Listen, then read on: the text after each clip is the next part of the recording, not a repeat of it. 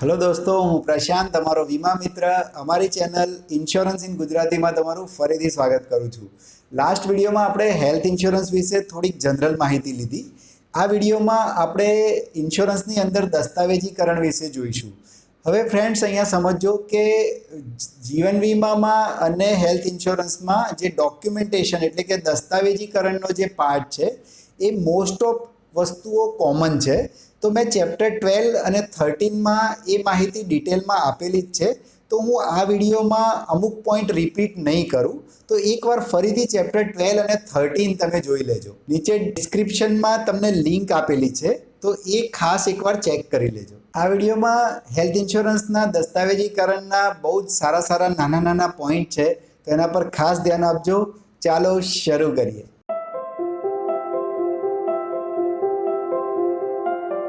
સૌથી પહેલાં તો આપણે જ્યારે અરજીપત્ર એટલે કે પ્રપોઝલ ફોર્મ ભરતા હોઈએ છીએ ત્યારે હેલ્થ ઇન્સ્યોરન્સમાં કયા કયા પ્રશ્નો એ અરજી ફોર્મમાં આવશે એના વિશેની માહિતી લઈએ. તો હેલ્થ ઇન્સ્યોરન્સ હોય, એક્સિડન્ટ ઇન્સ્યોરન્સ હોય, તો એ પ્રકારના જે પર્સનલ ઇન્સ્યોરન્સ છે એમાં કયા પ્રશ્નો કવર થશે એ આપણે પહેલાં જોઈએ. એમાં પહેલાં છે જે અરજદાર વ્યક્તિ છે એ વ્યક્તિની જીવનશૈલી એટલે કે લાઇફસ્ટાઇલ રિલેટેડ પ્રશ્નો, એનો આગળનો વીમાનો અનુભવ એટલે કે એણે પહેલાં કોઈ પોલિસી માટે એપ્લાય કર્યું હોય તો એની સિચ્યુએશન શું હતી એ, રાઈટ. એની ફેમિલી હિસ્ટ્રીમાં આવશે એના આનુવંશિક લક્ષણો એટલે કે હેરિડિટીમાં એને કોઈ બીમારી છે કે કેમ, નોર્મલ એનો શરીરનો બાંધો, એ બધી માહિતીના પ્રશ્નો આની અંદર પૂછવામાં આવે છે. ટ્રાવેલ ઇન્સ્યોરન્સની અંદર અગર અરજદારે કોઈ વિદેશ પ્રવાસ કર્યો હોય તો એ વિદેશ પ્રવાસમાં પ્રવાસ કોની સાથે કર્યો હતો, ક્યાં કર્યો હતો, કયા દેશમાં કર્યો હતો અને એના પાછળનો હેતુ શું હતો, એવી રીતના પ્રશ્નો કવર થતા હોય છે. હવે પર્સનલ એક્સિડન્ટનો પોઈન્ટ થોડોક સમજીએ. પર્સનલ એક્સિડન્ટમાં અકસ્માતને લીધે વ્યક્તિને જીવનમાં જે ફાઇનાન્શિયલ નુકસાન ગયું એ જનરલી કવર થતું હોય છે અને શરીરના કોઈ અંગને નુકસાન થયું એ કવર થતું હોય છે. અંગને નુકસાન થવાથી એક ફિક્સ રકમનું વળતર જનરલી વીમા કંપનીઓ કવર કરતી હોય છે. હેલ્થ ઇન્સ્યોરન્સ કે અકસ્માત ઇન્સ્યોરન્સ, આની અંદર સમજો કે જ્યારે બી કોઈ અરજદાર વ્યક્તિ વીમા માટે એપ્લાય કરે છે તો એને પાસ્ટમાં કોઈ વીમા પોલિસીમાં જ્યારે એપ્લાય કર્યું હતું એ વખતે કોઈ શરત સાથે એની પોલિસી સ્વીકાર કરવામાં આવી હતી કે કેમ, એ બધી જ માહિતી એને જણાવવાની હોય છે. અગર આગળ એની કોઈ પોલિસી રિજેક્ટ થઈ હતી તો એ માહિતી પણ એને પોલિસી લેતી વખતે કંપનીને જણાવવી પડતી હોય છે. આ સિવાય ઘણી વખત કોઈ સ્પેશિયલ શરત સાથે એની પોલિસીનો જો સ્વીકાર થયો હતો તો એ શરત પણ એને વીમા કંપનીને જણાવવાની હોય છે. કહેવાનો મતલબ એ છે કે જ્યારે બી હેલ્થ ઇન્સ્યોરન્સ માટે કોઈ ગ્રાહક એપ્લાય કરે છે તો એને એની પાસ્ટની પોલિસીની માહિતી જણાવવી ખૂબ જ જરૂરી છે.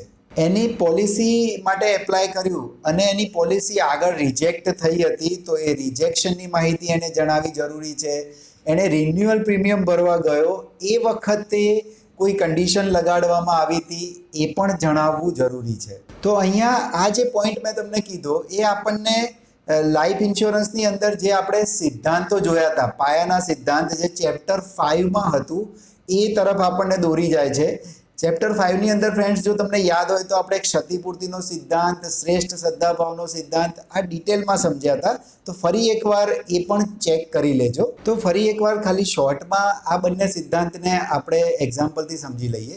પહેલું છે ક્ષતિપૂર્તિનો સિદ્ધાંત. તો ક્ષતિપૂર્તિના સિદ્ધાંતમાં જેટલું પણ નુકસાન થયું હશે એટલી જ એમાં પૂર્તિ થશે, એટલે કે નુકસાન સામે વળતરનો સિદ્ધાંત પણ એને કહેવાય છે. કહેવાનો મતલબ શું છે કે વીમા કંપનીમાં ગ્રાહક એટલી જ ક્લેમની રકમ લઈ શકશે જેટલું એને અકસ્માત કે બીમારીથી ઓરિજિનલ નુકસાન થયું હશે. ક્યારે પણ વળતર એ ઓરિજિનલ નુકસાનથી વધારે ગ્રાહક ક્લેમ નહીં કરી શકે.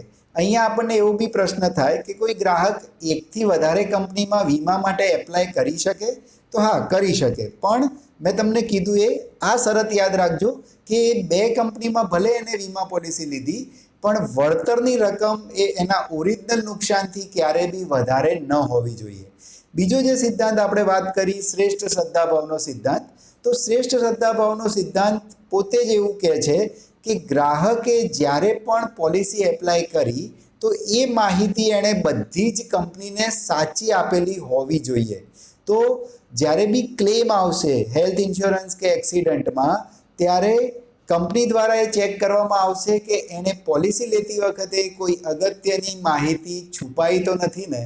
તો આ બે સિદ્ધાંત અહીંયા હેલ્થ ઇન્સ્યોરન્સમાં ખૂબ જ અગત્યના થઈ જાય છે. અને એટલા માટે જ બુકમાં તમને એક પોઈન્ટ આપ્યો છે કે મોટાભાગની વીમા કંપનીઓ એક ઘોષણાપત્રમાં ગ્રાહકની સાઇન કરાવે છે. ઘોષણાપત્ર ગુજરાતી શબ્દ છે, સીધી ભાષામાં એક ડિક્લેરેશન ઉપર ગ્રાહકની સાઇન કરાવે છે કે મેં જે માહિતી આપી છે એ બધી જ માહિતી સાચી વીમા કંપનીને આપી છે અને એ બેસિસ ઉપર વીમા કંપની મને વીમો આપે છે. અહીં એ પછીનો પોઈન્ટ છે જે દિવસોનો ક્વેશ્ચન પૂછાય છે એમાંનો જ છે કે વીમા કંપનીને જ્યારે બી અરજી કોઈ મળી ગ્રાહક તરફથી પોલિસી લેવા માટે, તો વીમા કંપનીએ એના ઉપર કેટલા દિવસમાં કામ કરવાનું છે? તો જવાબ આવશે 15 દિવસ, રાઈટ. તો આ ઈરડાની માર્ગદર્શિકા કહે છે કે વીમા કંપનીએ 15 દિવસમાં એ પ્રપોઝલ ઉપર કામ કરવાનું જ છે. આ પછી બે પોઈન્ટ છે જેની અંદર પણ દિવસોના પોઈન્ટ આવે છે. તો એમાં બે વર્ડ છે, એક છે પ્રી હોસ્પિટલાઇઝેશન અને પોસ્ટ હોસ્પિટલાઇઝેશન. તો સૌથી પહેલાં આપણે પ્રી હોસ્પિટલાઇઝેશન સમજીએ. તો જનરલી શું હોય કે હેલ્થ ઇન્સ્યોરન્સની અંદર કોઈ વ્યક્તિ હોસ્પિટલાઇઝ થાય એટલે એને જે હોસ્પિટલનો ખર્ચ હોય છે એ બેનિફિટ એને મળતા હોય છે. પ્રી હોસ્પિટલાઇઝેશનમાં એ વ્યક્તિ હોસ્પિટલમાં દાખલ થયો એ પહેલાંના જે ખર્ચ એને થયા એ કવર થતા હોય છે. મોટાભાગની હેલ્થ ઇન્સ્યોરન્સ કંપની એ ખર્ચ કવર કરતી હોય છે. તો એમાં ઘણીવાર એક્ઝામમાં પૂછાતું હોય છે કે મોટાભાગની કંપની પ્રી હોસ્પિટલાઇઝેશનમાં કેટલા દિવસ કવર કરે છે? તો 30 દિવસ. યાદ રાખજો, હોસ્પિટલમાં દાખલ થયાના પહેલાંના 30 દિવસના જે પણ એક્સપેન્સીસ થયા એ એમાં કવર થતા હોય છે. પ્રેક્ટિકલી તમે સમજો કે કોઈ વ્યક્તિ હોસ્પિટલમાં દાખલ થયો તો એ પહેલાં ડૉક્ટરે એને અમુક રિપોર્ટ કરાવવાનું કહ્યું હશે, રિપોર્ટ આવ્યા પછી એને હોસ્પિટલાઇઝ કરવામાં આવ્યો હશે, તો એ એક્સપેન્સીસ બી જનરલી એમાં કવર થતા હોય છે. બીજો જે વર્ડ છે એ છે પોસ્ટ હોસ્પિટલાઇઝેશન. ઘણા કેસીસમાં કેવું થાય કે હોસ્પિટલમાં ઓપરેશન કે જે પણ પ્રોસેસ છે થઈ ગઈ, એ પછી પણ વ્યક્તિને રેગ્યુલર ચેકઅપ માટે જવું પડતું હોય છે. તો પોસ્ટ હોસ્પિટલાઇઝેશન એક્સપેન્સીસની અંદર એ જે ખર્ચ છે એ કવર થતા હોય છે. તો એના માટે એક્ઝામમાં પૂછાય છે કે પોસ્ટ હોસ્પિટલાઇઝેશનમાં કેટલા દિવસ સુધીના ખર્ચ કવર થતા હોય છે? તો એ છે 60 દિવસ. બીજો એક પ્રશ્ન આ ચેપ્ટરમાંથી પૂછાય છે, એ છે ઓમ્બ્યુડ્સમેનનું સરનામા રિલેટેડ પ્રશ્ન. તો પહેલાં તો ઓમ્બ્યુડ્સમેન એટલે વીમા લોકપાલ. આ વીમા લોકપાલનું કામ શું છે? તો વીમા લોકપાલ પોલિસી રિલેટેડ ગ્રાહકને કોઈ પણ જો કમ્પ્લેન હશે કંપનીથી તો એનું સોલ્યુશન લાવી આપશે. તો પ્રશ્ન પૂછાય છે કે પોલિસી ડોક્યુમેન્ટમાં વીમા લોકપાલનું સરનામું આપવું જરૂરી છે કે નહીં? તો જવાબ આવશે યસ. તો ઈરડાની ગાઈડલાઇન્સ પ્રમાણે ઓમ્બ્યુડ્સમેનનું સરનામું પોલિસી દસ્તાવેજમાં આપવું કમ્પલસરી છે દરેક વીમા કંપની માટે. બીજો એક પ્રશ્ન છે એ છે વીમા ધારા, જેને ઇન્સ્યોરન્સ એક્ટ કહેવાય છે. તો એ ઇન્સ્યોરન્સ એક્ટ 64VB છે, એના વિશે જોઈએ. તો આ એક્ટ પ્રમાણે કોઈ પણ વીમા કંપની જ્યાં સુધી એડવાન્સમાં પ્રીમિયમ ગ્રાહક તરફથી નહીં મળે ત્યાં સુધી વીમા કવર ચાલુ નહીં કરે. તો કંપની તરફથી જોખમનો સ્વીકાર ત્યાં સુધી નહીં થાય જ્યાં સુધી કોઈ પણ ગ્રાહક તરફથી કોઈ એડવાન્સ પ્રીમિયમ નહીં મળે. આ વાત યાદ રાખજો. હવે એક લાસ્ટ પોઈન્ટ છે અને એ પછી આપણે આપણું ચેપ્ટર અહીંયા પૂરું કરીએ છીએ.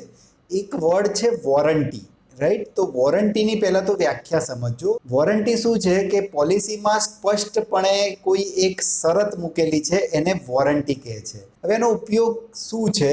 તો વીમા કંપનીની અમુક જગ્યાએ જવાબદારી ઓછી કરવા માટે વોરંટીનો યુઝ થાય છે. હવે વોરંટીનું એક એક્ઝામ્પલ આપણે પર્સનલ એક્સિડન્ટના ઉદાહરણથી સમજીએ. તો પર્સનલ એક્સિડન્ટની અંદર એક વોરંટી જનરલી પોલિસીની અંદર મૂકવામાં આવી હોય છે કે જો 5થી વધારે વ્યક્તિઓ એક સાથે ટ્રાવેલ કરતા હશે તો એમને વીમા કવરનો લાભ નહીં મળે. તો આ એક વોરંટીનું બેસ્ટ એક્ઝામ્પલ છે જ્યાં એક ફિક્સ શરત હેઠળ લિમિટેડ વ્યક્તિઓને એક્સિડન્ટ કવરનો લાભ આપવામાં આવ્યો. તો ફ્રેન્ડ્સ, અહીંયા આપણે આપણું ચેપ્ટર પૂરું કરીએ છીએ. Keep watching, keep learning. Thank you.